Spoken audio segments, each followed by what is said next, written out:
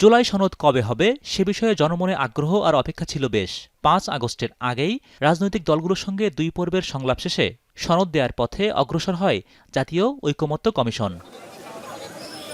সকালে রাজধানীর ওসমানী স্মৃতি মিলনায়তন থেকে জুলাই পুনর্জাগরণ উপলক্ষে তথ্য ও সম্প্রচার মন্ত্রণালয়ের র্যালি শেষে এই বিষয়ে আরেকটু খোলাসা করেন উপদেষ্টা মাহফুজ আলম। তিনি জানান, ঐকমত্য কমিশনে যেসব বিষয়ে রাজনৈতিক দলগুলোর ঐকমত হয়েছে সেগুলো নিয়েই জুলাই সনদ হবে।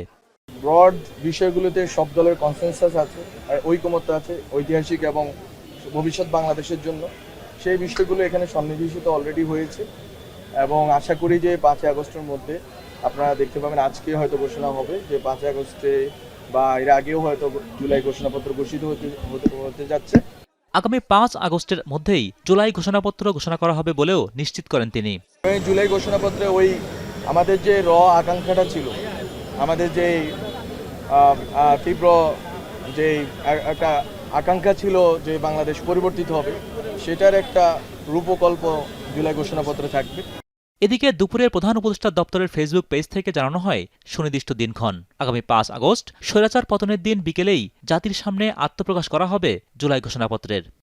ঘোষণাস্থলে অভ্যুত্থানের পক্ষের সকল রাজনৈতিক দলের প্রতিনিধি উপস্থিত থাকবেন বলেও জানানো হয় সেখানে। হোসেন জাহিদ, এখন, ঢাকা।